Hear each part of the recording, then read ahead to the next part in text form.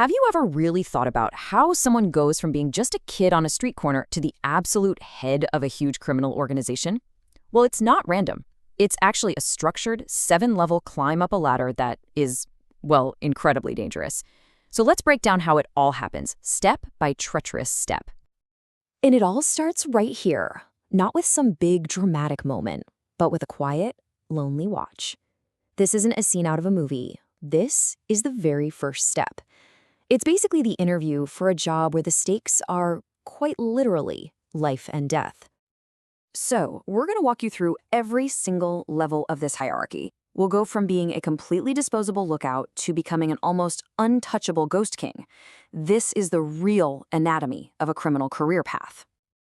Okay, level 1. You're not even really in the game yet.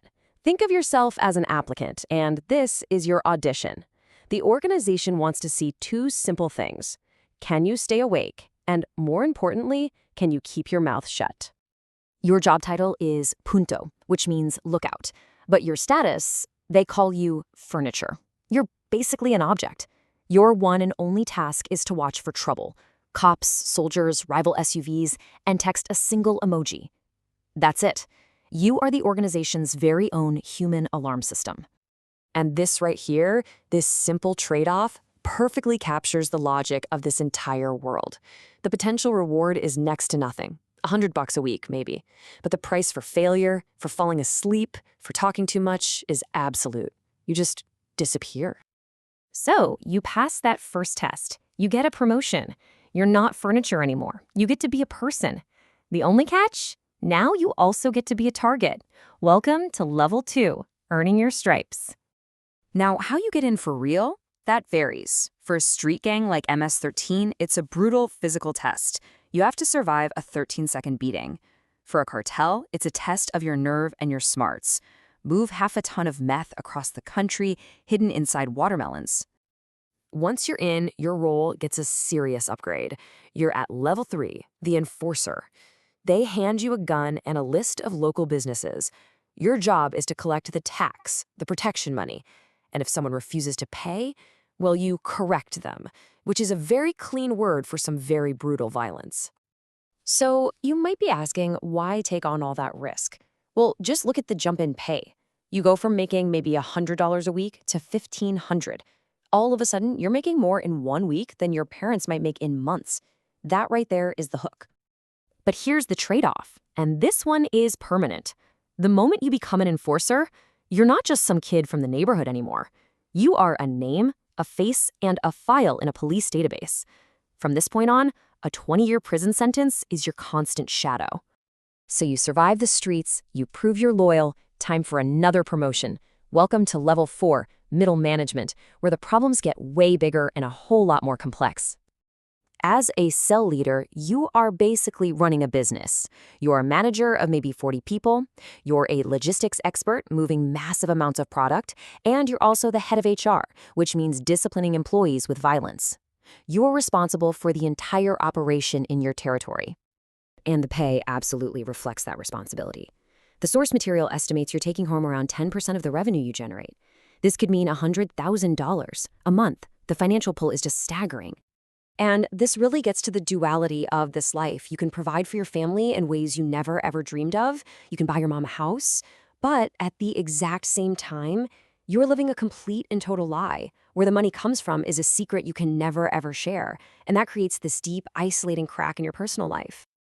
All right, now we're going to climb to the absolute peak of the empire, levels 5 and 6. This is the executive suite. Up here, you have unimaginable power. But as you're about to see, that power, it builds its own kind of prison. At this level, you're not a street soldier anymore. You're a CEO. Your daily work is all high-level corruption, international logistics, and complex financial schemes. You spend your days bribing politicians, laundering millions, and negotiating treaties with your competitors. But with all that power comes this all-consuming fear. You're at the very top, which means everyone below you wants your spot, and everyone at your level wants you gone. Trust? That becomes a luxury you just can't afford anymore. The danger is no longer some rival with a knife on a street corner. No, now it's the FBI listening to your calls. It's a sniper scope trained on your window.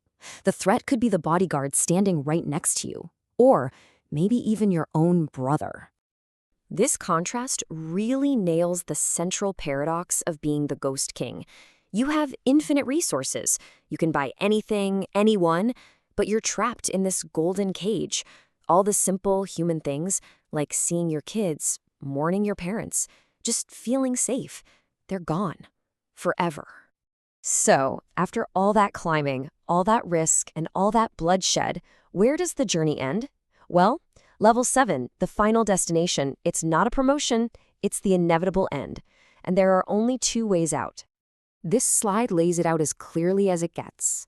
Path number 1, the government gets you, and you spend the rest of your life locked down 23 hours a day in a supermax prison.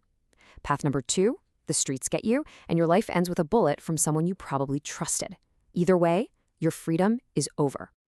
But here's the most chilling part of this whole thing. The individual's story ends. The king falls. But the empire itself? It doesn't even flinch.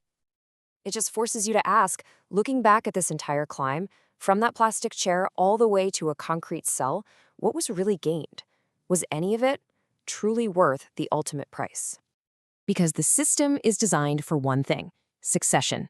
The moment one person is removed from the board, another is already being trained to take their place. Right now, somewhere, a new kid is sitting on that plastic chair, taking that first step, auditioning for a life he can't possibly understand, and the entire 7-level climb is about to begin all over again.